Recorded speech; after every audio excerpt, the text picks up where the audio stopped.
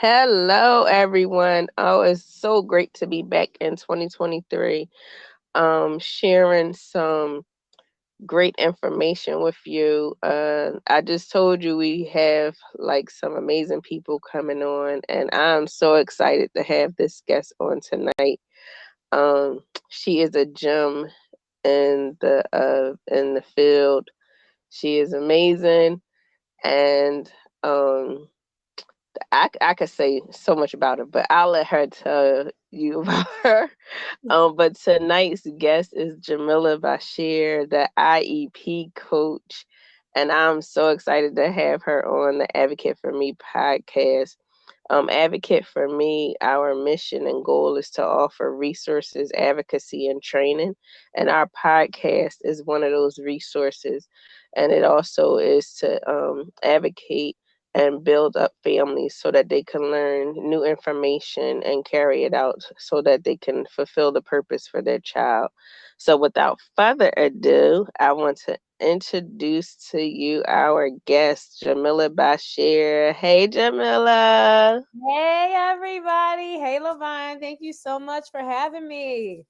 Oh, you're welcome. It was a long time coming. As you've been on the list, and I was like, let me get her. She coming this year.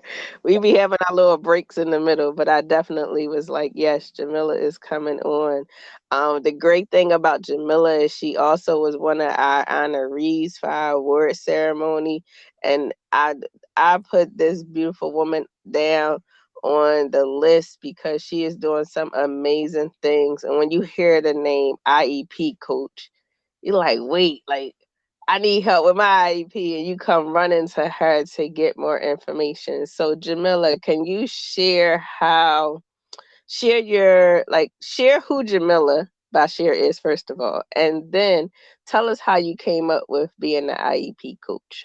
Sure. So again, I am Jamilah Bashir and I'm from Philadelphia, born and raised, and special education has been my background. That's what I went to college for. I also earned two master's degrees, one in reading education, and then I went into special education supervision, curriculum and instruction, and principal, although I have no desire ever in life to be a principal.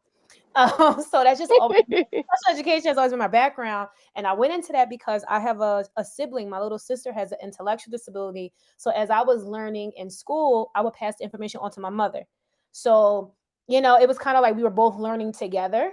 And then once my sister got to like adulthood, my mother has been like a resource for like other parents, helping to connect them with resources in the community that they can utilize, just help them with their child. And so again, that's always been my background, and that's the reason why I've been so passionate about special education, because of my sister. Now, when I started as I started teaching, I was a Sped teacher for about a little over 14 years before I became a special education supervisor. And when I was teaching, I always got a lot of questions from colleagues who would come to me for help, for IEP, for help with writing a specific goal for IEP or how to word something on an IEP. And then when I went from learning support to emotional support, and I was tracking progress, monitoring behavior, and things like that, a lot of my colleagues was coming to me for help with creating behavior goals, help with just behaviors that they had with any particular students in the classroom. So that was at work. Outside of work, people started asking me questions, especially after I published my book Because of Her, which was a true story of what it was like growing up with a sibling with a disability. I got hit with a lot of questions, and I don't mind answering simple stuff, but again, you're not going to pick my brain for free. Mhm. So I had to figure out, okay, what am I doing with this? I didn't know what I was doing. I was just like, you know what? Let me just post about things I do in my classroom, strategies, tips. Let me do that. Because someone said, oh, why don't you post about it? And I was like, all right. Then someone was like, you should go live. And mind you, I never went live. I literally would log out of my social media for like 2 weeks at a time before coming back. And I went live and it went good. So I just started like doing tips. Again, I didn't have a name yet. I didn't know what I was doing was consulting. I didn't know what I was doing. So then someone reached out to me on my Instagram page and asked me if I would be on their podcast. And the podcast was called Walking with Freya. And the person doing the podcast, her daughter has special needs. So I was like, oh, this is perfect. So once I come on for the interview, she was like, oh my gosh, I love that coaching you do. I love that IEP coaching that you do. And I was like, oh, IEP coach. I like that name. I'm going to call myself that. And I was like, I'm going to call my business that, the IEP coach LLC. Because I was like, that's what I like to, I can talk about the IEP all day. Like, and I don't get tired of it. I don't get tired of helping people. I don't get tired of helping people understand it, read an IEP, all that. Ask me as many questions as you can after you've paid your fee. Ask me all the questions.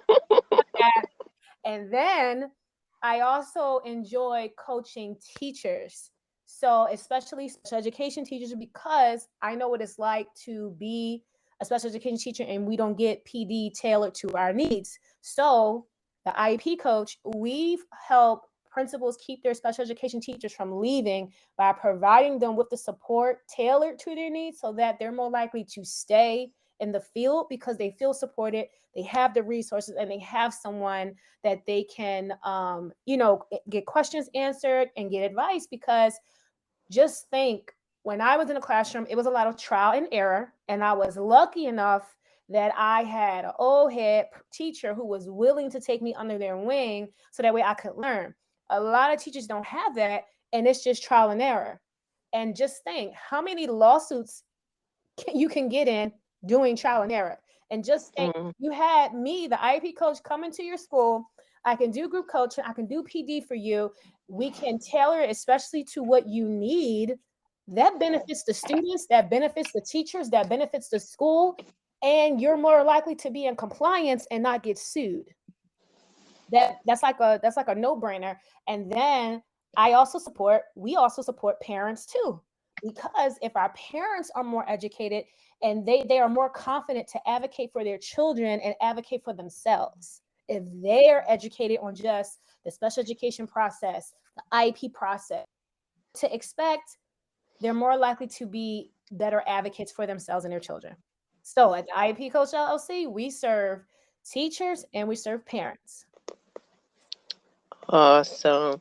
And we've known each other for like a couple of years. And when I met you through a mutual guest that was on the show and a mutual friend, Thomasina Lee, that's how she introduced you. She was like, oh, Levon, you know the IEP coach? And I was like, no, who the IEP coach? Where's she at? And I was like, I need to know her. Like, because now people like I be getting is, yes, I need to meet her. Right. And now people are like, you're the IEP coach. When someone asked me that outside of, just social media, I was like, oh, they recognize me in the street by the IEP coach. I said, oh, hey, I must be doing something good, Yes, yes.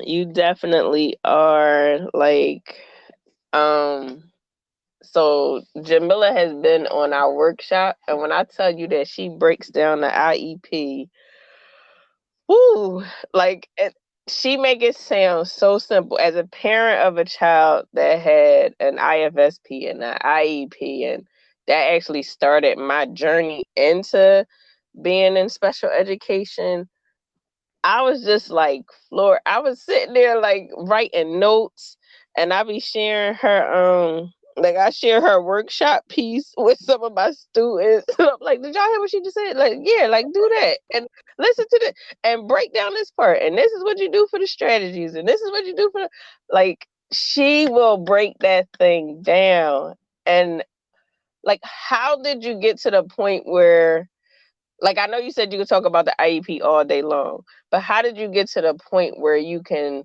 like have a conversation with someone and be able to take the details from the IEP? Because a lot of parents look at it and it's more than 10 pages, front, back. Girl, it's like that thing 30 like depending on how much they type in it. It can be like 40, 50 pages. And if your child has a lot of needs, it'll be even thicker.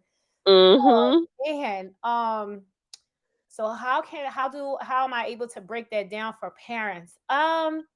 Well, what has helped me is I don't rush parents, and I never rushed parents during IEP meetings. So by me doing that allowed me to listen to what their questions really were. and then being able to answer their questions and take my time to answer it, that helped me to see like, okay, where do I need to spend more time explaining it? Because a lot of times in my experience, this may have been, let's say, the parents maybe third IEP, and I've said this a lot of times, but no one at that first IEP meeting that they had, no one explained it from beginning to end. So now, fast forward to some years, I'm like, when I say, oh, do you have questions? And I'm literally stopping after sections, like, do you have any questions about this section? Please stop me if I talk too fast. It's okay. I'm not offended. Ask me whatever question you have. You know what I mean? Making them feel comfortable to ask a question and to know that no question is stupid and no question, you know what I mean? Like, whatever question you got, I'm serious. Ask me. And I think by having kind of developing a rapport with parents like that, that just helped me to see like where in the IEP do parents get most confused at. And a lot of times it's not that confusing. It's just when you don't know what the acronyms mean and you don't know the lingo, I think that is what really trips parents up. But once they know what, oh, IEP means this, ER means this, a a PBSP is this. It's like, oh, okay, that's what that is, and this is what it's for. It's like, oh, okay, I got it now. It's not really so much the document; it is a lot, but when I'm able to break it down by section, it's like it's more digestible. And I would agree, being a parent on that side, with me being at the table, both sides, as a professional and as a parent. As a parent, sometimes you feel like intimidated, especially if you don't know the lingo and the acronyms and what they're saying. And a lot of times, I've sat at this table before being in special education and just listening to what they're saying about my child. And sometimes it takes a toll on you as a parent to hear some of the things that they're saying. And so, as a parent, you making them feel comfortable and asking them after every section, do you have any questions? It's okay to ask questions. Like, I commend you on that, because sometimes I've been in IEP meetings where they just talking over me and I don't get to say so, but the person that I've always been is, I'm advocating for my child. So Right. I'm going to ask a question, or can you explain this to me? But some parents, they don't feel like they have the option to ask that. So sometimes they're signing those IEPs without even questioning what's actually in it. And so I commend you on that, making the parent feel comfortable and making them be able to understand exactly what they're about to sign, because that is a legal document. Right. And like, some parents don't understand that. Like, I'm signing this and I'm giving them permission to, offer these strategies and accommodations and modifications for my child, but do I understand exactly what they're doing? And then on the back end, are they really implementing and offering those modifications for my child, and actually being actually having a voice for your child when you see that they're not doing those things for your child? So can you speak on that a little bit? Like, if a parent is in the IEP meeting and they know that the modifications and accommodations that is supposed to be in their child's classroom or given to their child because of their special needs, like, what kind of voice do they have when they're experiencing that? Well, I always tell parents that they are one of the most, well, let me take it a step back. It's really a team. It really is supposed to be a team joint effort in creating that IEP. You have the parent who's a integral player on the team. The student is the main player on the team, and then you have all the other team members, the teachers, related service providers, the nurse, the counselor, all that. All of us make up the IEP team. And it's very unfortunate when you don't feel like you're a part of the team. You feel like, okay, they just telling me about it and they're making all the decisions without me. And I know that that is what a lot of parents have experienced, you know, with the IEP process. So, parents, just so you know, you are an integral team member on the IEP team. And if there is something that you want in your child's IEP based off of their needs, definitely speak up and say, I need this in my child's IEP. For instance, you may feel your child needs testing accommodations. The school may say no. You say, no, my son needs or my daughter needs these testing accommodations. They need extra time. Or my child needs extra time to complete tests in the classroom. And you know what I mean? Be very detailed and be specific, because that's what the whole point of the IEP is for. Now, they may need that accommodation now. They may not need it next year, but they need it now. So definitely speak up and please amplify your voice, because if you keep your mouth closed, the teachers, the rest of the team, they're not going to know that your child may need that, and your child may perform differently in school than they do at home. Because I've definitely experienced that. I've had a mom say, oh, he does da da da da da da and this and this and this, but we're not seeing it at school. And I had to explain to mom, this IEP is for school. Not saying that we're not going to support you, but the support you need is at home, not at school. So being able to decipher that as well, that this IEP is not for your home, it is for school, to just be specific to what your child needs and if there actually is a need for it. Sometimes parents may request something just because they want to request it. And I'm like, your child don't need this. The data shows your child don't need it. So make sure it's a need and not a want as well. But whatever your child needs, you can request it at any time in an IEP meeting. There were times where, English was my content area. As I was doing, as we were going through the year, I was seeing that a particular accommodation that I was doing in my classroom was benefiting the student. And I talked to their case manager to talk to their parent to say, like, let's get this added to their IEPs because this is going to help them when they take tests. So there were times I would ask the parent, is it all right if we add this? Other times parents would say, well, Miss Bashir, what do you think? Because I had a good rapport with the parents, they asked me, what did I think about what they were proposing? And then I would give them my honest opinion. But also, you just want to make sure that whatever accommodation you are saying that your child needs, that they actually have a need for it, and just advocate for it. You can call a meeting at any time, parents. It doesn't have to be just at that annual meeting. If you want to call a meeting at the beginning of the year to meet with your child's teachers, to just let the teachers know, like, listen, my child learns like this, they do da da da and blah blah blah. Listen, if this happens, call me or call this person and call that. You can do that. I've had parents do that plenty of times. You can call them. You can call an informal meeting. You can call a meeting at any time. And don't let no one tell you that you can't. You can. Yeah, I know I called quite a few.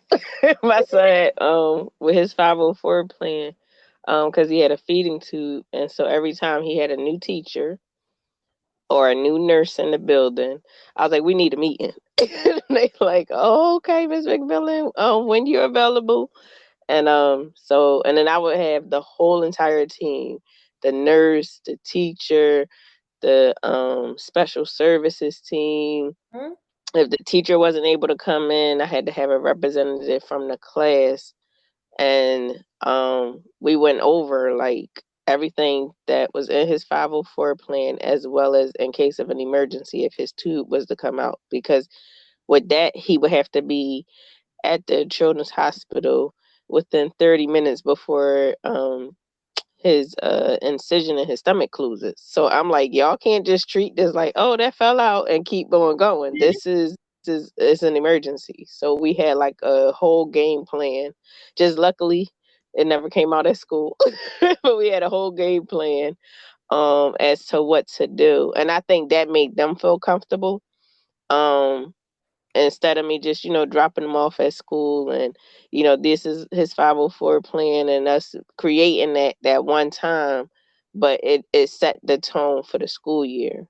But yeah, So I definitely. that's very helpful. I think also too, when parents are able to tell us, what it is. I remember I had one parent, she got mad at me because it's not funny, but it was a very busy, it wasn't back to school night. It was just like an open house for parents to just, oh, here you can meet the teacher. This is what 8th grade is going to be like, 5th grade, 6th grade, 7th grade, etc. Right. And so, um, all the students, especially 5th graders, they're all new. So the mom was sharing something. And then later on, she said, well, you didn't write anything down. And she's getting mad at me. I'm like, ma'am, I was all over the place, ma'am. I was going from you to another parent to another. I said, ma'am, I was all over the place. I said, I did not forget you at all. And I had to like kind of put her at ease. I'm like, I did not forget you. I did not forget our conversation. I do remember our conversation. But at the same time, 5th grade is a big transition for a lot. I want to say for a lot of parents and the student. They're being held accountable more. And so her son is being held accountable more in 5th grade. And also because he was a student who had toileting needs in his IEP because he had a kidney issue. There were some things that I want to say his family just allowed him to do that was not acceptable in school. So it was like that she was kind of having to learn how to hold him accountable because she did not before prior. So it was and I had to explain to her, like, I'm not ignoring you and I'm not disregarding your feelings. Now that he is in 5th grade, he is going to be held accountable more here because the goal is not for him to have his parent all the time. When he is capable and able to let us know he has to go to the bathroom, or the fact that we send him to the bathroom every single class. So he's getting more into the habit of let me just go to the bathroom without sitting there waiting for someone to tell him. You know what I mean? So it's like sometimes even being on the IEP team, parents may not like the push that the school gives because they are used to certain accommodations that were, I'll say, acceptable in elementary, but they're not so acceptable in middle school. Because middle school, they're being held accountable. Now that depends on the needs of the kid. If your child has a lot of major needs, then yes, we may do certain accommodations in middle school.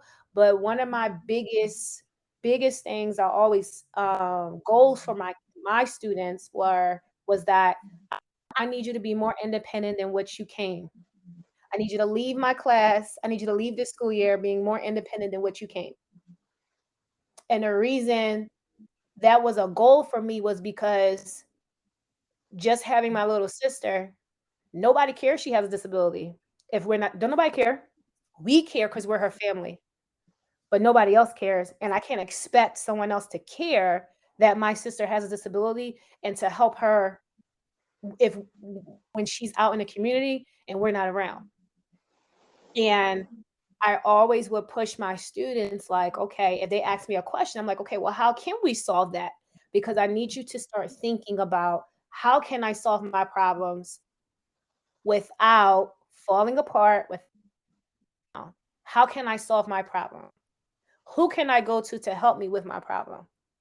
Especially once they get to middle school, because there may be a time I'm not around, your mom that's not around, your dad, your grandma, whoever takes care of you may not be around. And you have to be able to identify, well, I know when this happens, I'm supposed to do this, or I need to go find an adult that can help me. And I think that's very important that we push our students, not just our students with special needs, but push all of our kids to do that. So that way it's building critical thinking skills and problem solving skills so that they're not always reliant on you. Because there is going to be a time you're not going to be around and they're going to have to function. And sometimes that is very uncomfortable for parents when, with children that have special needs. Yeah, that definitely is. But that's the main goal, is to teach them to Right. be more independent. And I like how you said the critical thinking and problem solving, because I know for me, that until the last 2, 3 years, like I was always like answering stuff for my son, or if he needed help with something, like I'm right there. And I had to step back actually during the pandemic and be like, wait, let me allow him to figure that out. Because now he's transitioning to high school. And I'm like, yeah, dude, it's all you. I kind of started doing it before, like in middle school, but with the pandemic happening, he was home majority of that time. So now that he was going into high school, I'm like, oh yeah, well, how do you feel about this? And how do you feel about your nurse coming to your school? And he was able to voice his opinion. So we changed like his whole playing with his nurse and all that stuff because he was like, I just want to go to high school and be a kid. I was like, okay, well we can do that. Like, is that what you want to do? So I try to teach him now to have more of a voice and to um give his opinion. Um and talk it out with whoever the adult may be, with if it's a teacher, principal, family member, like talk it out so that we all can come to some type of agreement as to what's the best interest for him. So I am loving this conversation. I told y'all Jamila is the truth. So I'm about to spin the topic a little and talk about being a sibling. Um I know, just watching my two kids, they're like 5 years apart. And so Jordan was 5 when I had Jada, and he had just got his feet into. So Jada's whole entire life, she has seen Jordan with this feeding tube. So I remember, and I might have shared this with the audience before, but I remember Jada. I was with Jordan's feeding tube. I used to have to insert it myself, so I used to have to change it and everything.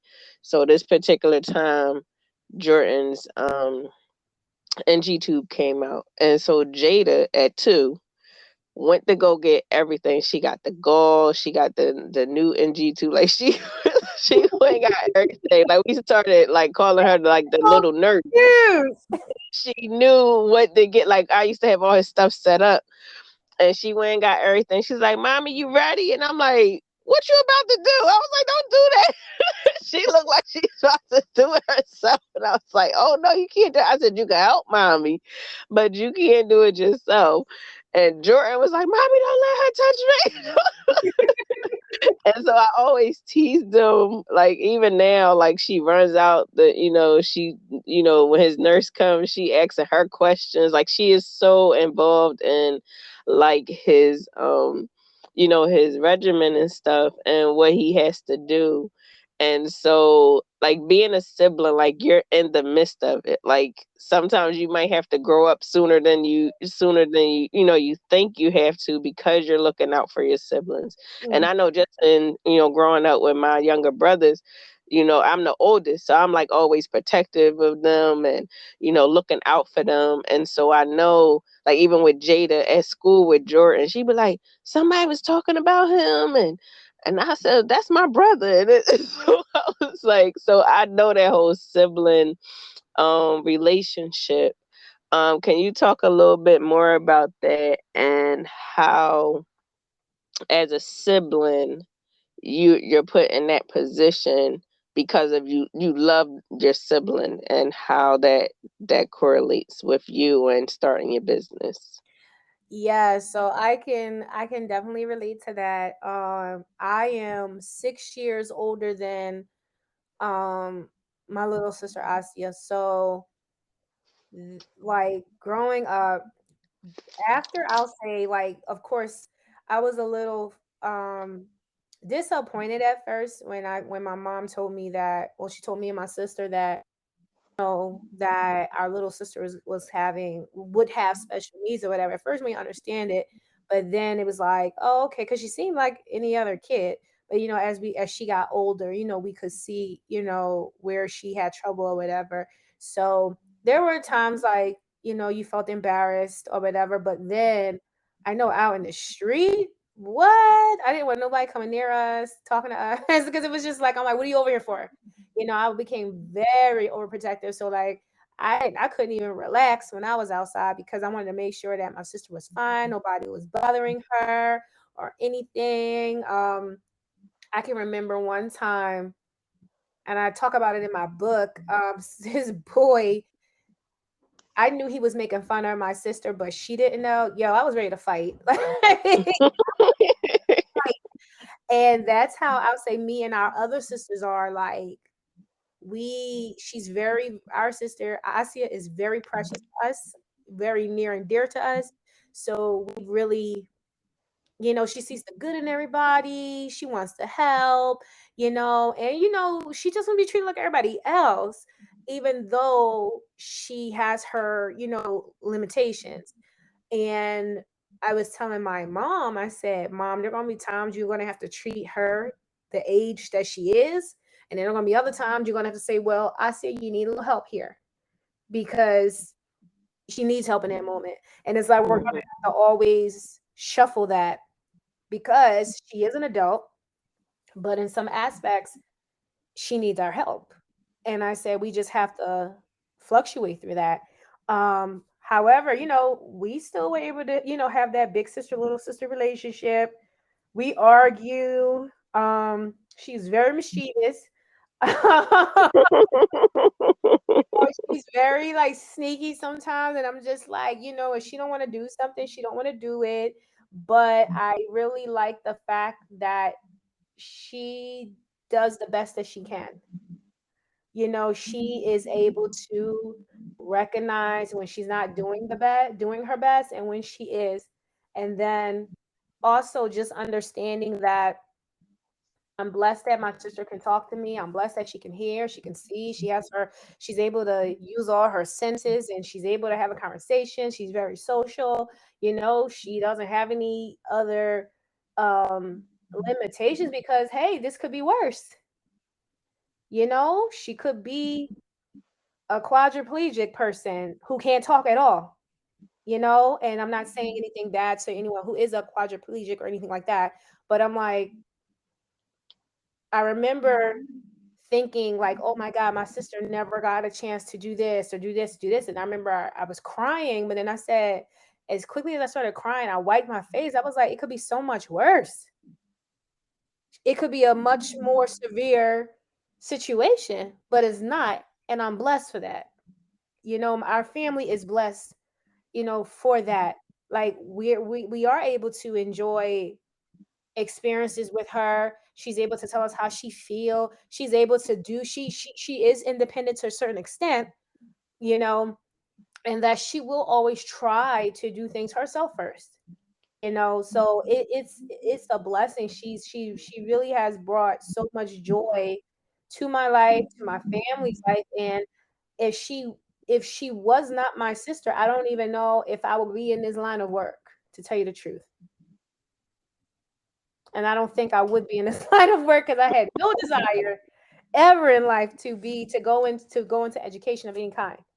So I think, God blessed me with my sister because he knew the type of work I needed to do. And he knew that I would need this connection to help me have a passion for what I'm doing. Exactly. Like most people that have family members with disabilities, we kind of like fall into special education in some way, some form, somehow, whether it's consulting, becoming a sped teacher, um, writing books. Like we always somehow, some way, like find our purpose. I always say Jordan was like my purpose. Not that my daughter is not, but Jordan was the reason why I'm doing what I'm doing now with Advocate for Me. So I totally relate with you on that. Um, just like when he was in the NICU, when he was premature, like I used to question God, like why me? Like I was pregnant with a few of my other friends was pregnant at the same time, and their babies came out full term, and like I used to always just question it, like why me? Like I never did nothing wrong, like no drugs, no alcohol, like none of that stuff. Like why my baby gotta suffer like this? And now 15 years later, I'm like, okay, so we wrote a children's book. We wrote, like we did all these things based around like his experiences. And I'm like, okay, God, now I understand. Um, so definitely, and that I'm laughing when you was talking about the whole sibling thing because that's definitely Jordan and Jada right there. And she, like I said, she younger, but she is so protective over him. Um, so we're gonna have to get you to come on again for a part two because I'm gonna need you to come on here and break down this IEP for our audience. But what would you? Yeah, like the previous workshop that we did, it is on YouTube, so you can see Jamilah on there. I believe I made it public. I don't know. I gotta check because before I had it private. I gotta check. If it's not if it's not public, I will make it public.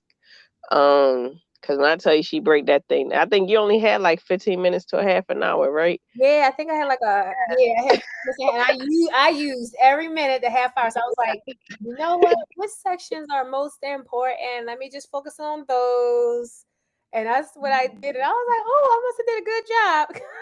Yes, I had so many people because we did like surveys at the end, and so many people said the same thing that you talked about of how you break it down so that they can understand it, and that's exactly what people were saying in the surveys. Like she broke down the IEP so that I could understand it. She was so much, have her back, and I was like, Oh my gosh, that just made me so feel so good. yes, yes. So you definitely like I said, even as a parent, like you broke it down to some like.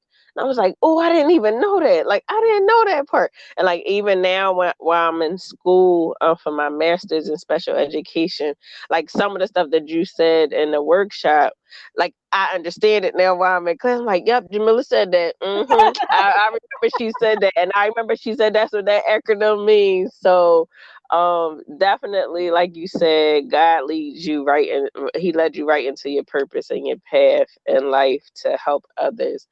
And I'm so honored that Thomasina was like, let me introduce you to the IEP coach, because just watching you from that day, and the how many, I don't even know how many years that's been. Three, That was a couple of years. That was a because it was couple. at her, yeah, it was at her book event. Yes, Yeah, yes. it was I her book remember because event when she launched her. I met you, and I met what's the woman that has the school? Oh gosh, she got an award too. She does trainings and stuff. Oh, Dr. Presley. Yes, and Dr. Presley was there. Yes. Yep. Dr. Presley is Thomasina's mentor. Yes, Yep. I remember. Yes. I remember. I was like, "Yep," because I remember we exchanged. You had your electronic business card. I didn't have an electronic business Mhm. card yet, and I was just like, "Oh, that's nice." And we've been connected ever since. Yes. Look, I don't even look. I used it, but then the pandemic, I really didn't need it because I wasn't going to no fun. I have not used that thing in a while. I gotta search it up. Look for it again. But yes, so it's definitely been a pleasure having you on the podcast. So, what is one thing that you would share with our audience? And then please tell our audience how they can follow you and contact you. Sure, sure, sure. So, one thing that I want to share with the audience is to speak up. Please don't keep your mouths closed. You have to amplify yourself. You have to amplify your voice, and you can't always rely on someone else to do that for you. So, never underestimate your voice, because your voice is very strong, it is very powerful, and when you use it well, you will see the results that you want to see. I'll leave that. You all can follow me on all social media platforms: Facebook, Instagram, LinkedIn. I'm at the IEP Coach LLC. My website is iepcoachllc.com. That is the name on all platforms: TikTok, Facebook, Instagram, link. I keep it very consistent, very consistent. Also, when you go to to any of my social media pages, you can click on my link tree. It will connect you to my email. It will connect you to all of my other platforms, and also it will give you some freebies. I have a freebie for principals, teachers, parents. It also gives you a link to my Master IEP course. Oh, that's my baby. So that's the course where I'm breaking down the IEP from beginning to end in 3 parts. Again, because I break it down so that it is digestible for you. So definitely take advantage of that. And then if you need a consultation, or you can look at our other services that the IEP Coach LLC provides. So that's where you can find me. Awesome, awesome. And I'm just going to attest that Jamilah is a great resource. When Advocate for Me gets phone calls from parents, and I'm listening to them and what their concerns may be, or what help they need, like Jamilah name will pop up in my head, and so I'm like on the phone texting her while we're at work, like, Jamilah, I got this parent today that needed this, and this. She like, oh yeah, you could give them my email or my, share my information, and she is on it. And so I want to personally thank her for being a resource for Advocate for Me and helping, the families that have reached out to me, and then being referred to the IEP coach for further assistance. So thank you so much for your wealth of knowledge, and what you do for the community is definitely needed. And I want to commend you, sis, tonight. Oh, thank you so much. And thank you so much for your platform, all that you do, connecting um, families with resources, because that's another love of mine. Because I feel like if we connect them with the resources, the earlier the better, the more support that they will have, and the more the child will thrive. So I do commend you in all of the work that you do. I don't know when you sleep, but I told one of the teachers today I don't. I It's like, I commend don't sleep. I I take cat naps. yeah, I commend you, because I'm just like, I don't even know. Like it's just always so much that needs to be done, and you know what I mean. You just make it look so seamless, and you get it done. You do it, and hey, you you're like a blessing to so many people, so many families, and I commend you on all the work that you do. Oh, appreciate you, Queen. Appreciate you. So I'm gonna let her go. Yeah, we gonna have to schedule another one, a part two. Yes. Um, Oh, I let me know. love when I have guests on the show because they come with so much knowledge, and they come with so much power, that we need to put on these families so that they can they can go in knowing more information than what they did before, with the assistance of so many people like you. So we will be in touch. Until next time, we are going to enjoy our moments, take a deep breath, advocate for our families, advocate for ourselves, and advocate for our children. And we're going to keep the ball rolling each day by day as we learn more and move forward and doing what we need to do for our children. So, again, Jamilah, thank you for coming on. And until next time.